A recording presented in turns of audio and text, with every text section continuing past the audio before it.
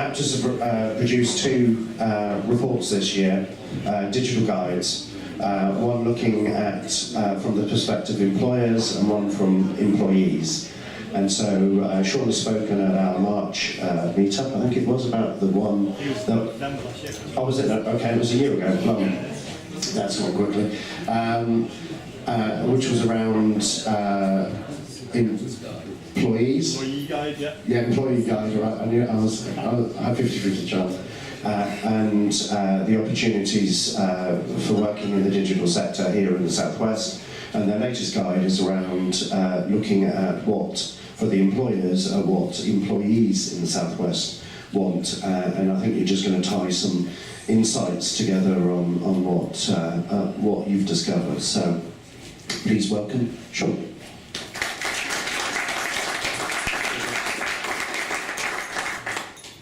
Am I just pressing? Yeah, just down there. Okay, so hi, Shaun from Aptus Recruitment. As Rob said, I'm here to share some findings with you on the Aptus Guide initiatives that we're running. Now, there's going to be quite a lot of information to throw at you here, so if I run through it a little bit too fast, the slides are available afterwards, I believe, and we're actually putting all these findings into a guide that we're releasing in December. So I'll give you some more information on how you can find that later on. So, quick background on Aptus. So we were established in the UK in October 2012. I joined in late 2015, actually 2 years ago tomorrow. Now, quick show of hands, who has relocated into the Southwest from outside? As you may have guessed from my accent, I'm a relocator as well. I don't know about you guys, but I found that the Southwest, there are some pretty unique challenges, essentially, that we face in the Southwest from a recruitment perspective. Clients tell us that there isn't enough talent in the area, and candidates will tell us that there aren't enough opportunities. So in September of last year, we wanted to almost challenge those perceptions, and so we created an idea really, which grew to be the Aptus Guide.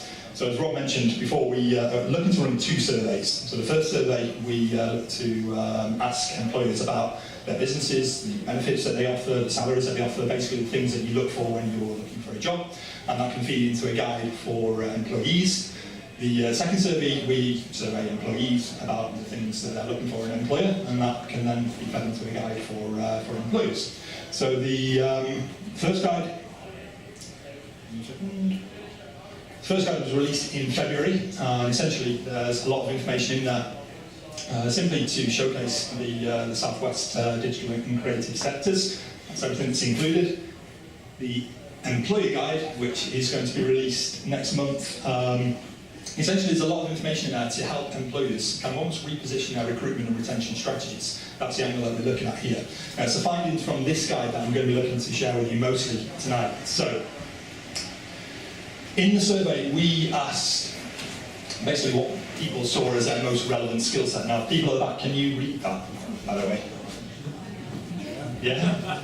Okay, so have a little look on there. For those who are employed in the digital and creative sector, I appreciate there are a few people that maybe not be. Hands up who feels as though their skill set isn't covered by one of those in there. That's good then. Okay, so remember your most relevant job family. Essentially, we've paired everything into 4 different job families: developers, designers, marketing, operations. We then also asked people about the level of seniority, so entry-level, skilled, middle management, or senior management. The average person that took the survey was aged 36, earning 34,000, had been in a current job for 3 years or just over, and had had 4 former employers. There's a little split down there. I appreciate you might be able to see that at the back, but essentially between the level of seniority, their employment status, and also their job family. So, quick side note on salary at the moment, because the average salary we pulled out differed quite a lot actually to what Tech Nation had released in their report. So Tech Nation had said for Exeter 38, for Plymouth 42. Our 2 surveys, the employee survey 28, employee survey 34. So a nice little average, we'll say 35,000. So we asked people what was most important to them by way of benefits. Now, on the left-hand side here, you can see the benefits that people currently receive and against what they feel is most important to them. So flexible working hours, nearly 2/3 of people receive that, and majority of people say that's what's most important, so that's absolutely perfect. We need to connect to the Wi-Fi. Okay, on the right-hand side, I feel like a bit of a weatherman here actually. So on the right-hand side, we've got here motivations. Now, essentially, there's 8 different factors there. We ask people to essentially list what keeps them in their current job, so what they achieve at the moment and what keeps them in their current job, as opposed to what's actually most important. So to list those factors essentially from 1 to 8 in terms of what's most important. Now, as you can see, job satisfaction and work-life balance are essentially what keep people in their current job, but they fall below to salary in terms of what's most important to people in the Southwest. Now, a little side note as well, if you look at the bottom there, you'll see enhanced benefits. Now, I'm going to be showing a few more of these charts, just keep an eye out for enhanced benefits in the next few slides. So when asking about salary, considering that's the most important motivation, we not only ask people what their current salary is, but then also what they expect their salary to be. The idea is to kind of mine through the data to see if there are any kind of demographic benchmarks, essentially, where one group of people could actually see that their salary is more of an issue to them than maybe another group of people. And we actually found 2 quite interesting ones. So people who are aged 32 years and under, their average current salary is around 22,500, but they expect it to be 15.7% higher. Whereas those who are over the age of 32, they only expect an average increase of 2.7%. And then people who are earning 27k and under, they're earning on average roughly around about 22,000, but they expect an increase of 27.8%.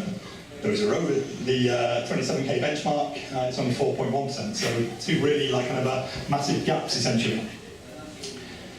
Now, delving into essentially the motivations of those different demographics. So looking at the younger and the older people. So younger people generally prioritise job satisfaction and salary as the 2 most important, but in terms of what keeps them in their current job, it's work-life balance and location, which are a little bit further down the pecking order. On the other side, people who are over the age of 32, work-life balance, salary, job satisfaction, most important, and then also what keeps them in their current job. So that's great.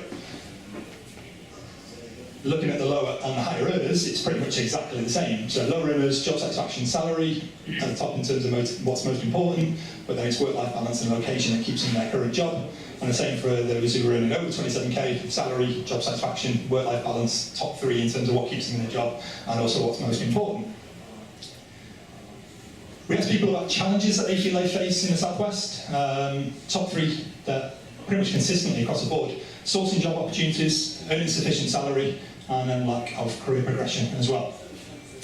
So, what we can take from that, younger people or lower earners, they feel massively underpaid and struggle to progress their careers. However, they achieve a great work-life balance and they see that's a priority as well. Older, higher earners, they're generally happier overall. What keeps them in their job matches their priorities. However, the higher earners do find it hard to source opportunities and progress their careers. Don't know if you noticed, again, going back to the enhanced benefits, they were pretty much at the bottom throughout, so take from that as you will, but generally not seen as to be an important factor. Location keeps people in their current role, so being conveniently located, but generally isn't a priority. Career guidance, people don't see it as a struggle, but when there's a lack of career progression, insufficient salary, and then also sourcing job opportunities when they're seen that as a struggle, I would question whether career guidance is being properly utilised. So, we asked people about how many jobs they have, simply for the fact that we wanted to see whether there was any benefit to staying loyal to 1 or 2 employers throughout the whole of your career, as opposed to switching employers slightly more regularly. Now, what we found is, looking at the 2 age demographics as well, consistently across the board, those people who had more jobs generally earned more salary, and from what we can see here, possibly they feel as though they earn too much because they feel their expected salary is a little bit lower to what they're actually earning at the moment. Whereas those who had stayed loyal, their salary is a little bit less.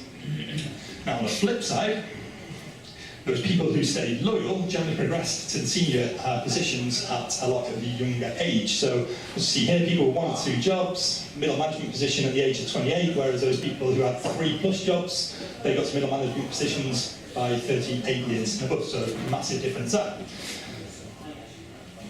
Finally, before we move on to the job families, I just wanted to look at when salary isn't a priority. So, these are the people who listed salary in the bottom 3 in terms of their motivations, and essentially their profile, age 34, Average salary 32,500. Job satisfaction, people and culture, and feeling valued are what's most important to them. And the funny thing is even though salary isn't a priority to them, they still feel as though they could earn 21% more.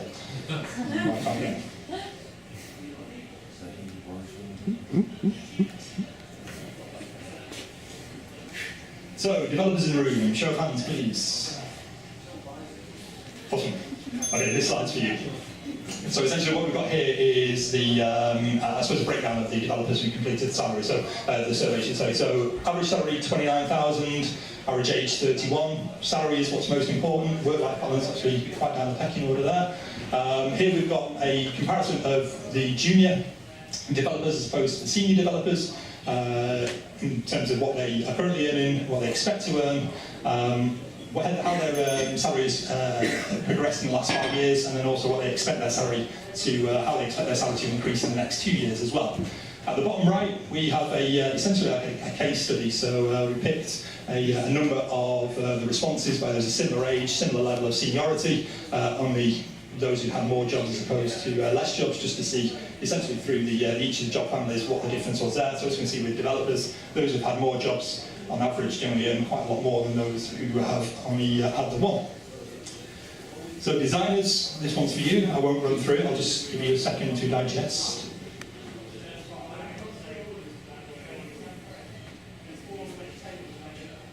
And then marketing.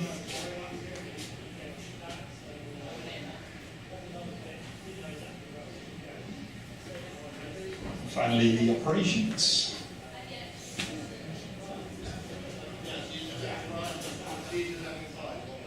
As I said, these slides will be available afterwards, so you can go back. Okay, so the points to consider there. Essentially, the top three priorities: work-life balance, salary, and job satisfaction. They're the key drivers. Salary edges the other two as being the most important. Progression opportunities are not seen as a priority across the board, which is slightly odd. Switching employers, possibly most beneficial to developers if salary is the biggest priority. And unsurprisingly, senior employees have benefited from higher increases over the last 5 years, whereas junior employees actually are more optimistic of a bigger salary increase in the next 2 years. So in summary, a few things to take away. So employers review the salaries of those who are under the age of 32, earning less than 27,000, or simply are just a developer. If that's not possible, then ensuring good job satisfaction and a suitable work-life balance could be enough. Also as well, again, to reiterate, hardly anyone prioritises an enhanced benefit package, so again, take from it as you will. Employees, you may have to sacrifice the work-life balance for higher salaries. Stay loyal if you want to progress as well. Graduates, if you're looking for a particular career, back-end developers, technical SEO, PPC, account managers, business development, they're the most sought after skill sets, and developers seems to be the highest paying skill sets. So that's everything from me. In terms of the employee guide, that's available on our website at the moment. The employer guide will be released on December the 4th, that's a date we've set. If you follow us on Twitter, you do follow back, very nice like that. We release all the information generally through Twitter, so yeah, you'd be best placed to find out the employer guide there. With the data that we've collated as well, we're open to doing bespoke reports. If there's anything that you guys would like to talk to us about, drop us an email. Any questions? What's the sample size? Just over 100. So that was the sample size for the recording, which was just over 100. Anybody? Any questions? Hands up, who is an employer? Yeah. So there's a few. Any thoughts from the employers on that? Yeah, it's an interesting one. I find with developers, a lot of what you're saying is right, but actually it's the access to new tools, new projects, it's interest. Absolutely. And that didn't seem to come out from Possibly we didn't ask that question. Maybe we need to ask that question in the next survey. So yeah, we will ask that question. Yeah. I noticed that I think there was a general acceptance that the TechNation report was somewhat optimistic in terms of salary expectations, particularly. So I thought that kind of, interesting that we put a bit of reality into that. So that's interesting. Anybody? Any other questions? No. Okay. Thank you very much. Thanks, guys.